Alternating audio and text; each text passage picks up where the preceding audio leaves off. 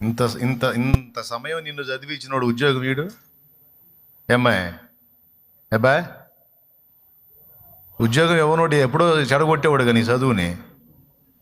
మరి ఇంత ఇంత ఇంత ప్రయాణం చేయించి నీ చేత ఇంత చదువు చదివించినోడు ఉద్యోగం వీడంటే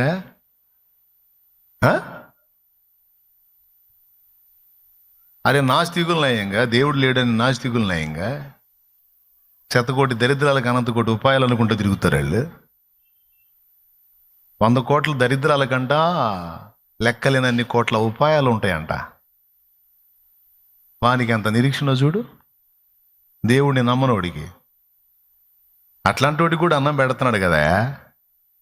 ఏవయో చెప్పు, దేవుడు లేడనే నాస్తికుడికి పెడుతున్నాడా పెట్టట్లేదు అన్నం? ఉద్యోగం ఇస్తున్నాడా ఇవ్వట్లేదా? పొలం పండిస్తున్నాడా లేదా? మరి దేవుడు ఉన్నాడని, ఆ దేవుడు ఎవరో నిజమైన దేవుడు ఏనేనని తెలుసుకొని ఇంత బాగా ఆయన కనెక్ట్ అయిన నిన్ను వదిలిపెడతాడంట ఆయన. నీ దరిద్రం కాకపోతే ఏ దరిద్రం?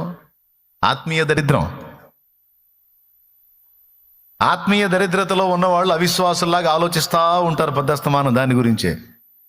పెద్దస్తమానం అది కాదు ఆలోచన. ఇంత చదువు చదివించాడంటే ఖచ్చితంగా జాబు, నీకంటూ బిడ్డని ఇచ్చాడంటే వాడికి ఒక భవిష్యత్తు. నా పిల్ల ఏమైద్దో, నా పిల్లగాడేమో పిల్ల అనుకుంటా తిరుగుతూ ఉంటారు. నీ బిడ్డనిచ్చిన దేవుడు ఆ బిడ్డల్ని గట్టెక్కించడం కూడా తెలిసిన వాడని నువ్వు నమ్మాలి. అవిశ్వాసులు నమ్మరు, నువ్వు విశ్వాసివే. నీకు తోడై ఉన్న దేవుడు నీ పిల్లలు కూడా తోడై. ఆనాడు అబ్రహాముకు మాట ఇచ్చిన దేవుడు ఈనాటికి వదిలిపెట్టాడు వాళ్ళని.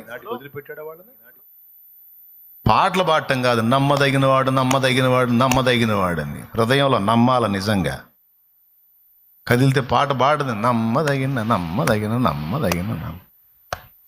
అరే ఒట్టి భజన నమ్మదో పాడలేదు, పాట మాత్రం అట్ట పాడుతుంటుంది అనుకుంటాడు ఆయన. నీవు నిజముగా నమ్మితే విచారం అనేది నీ హృదయంలో ఉండదు.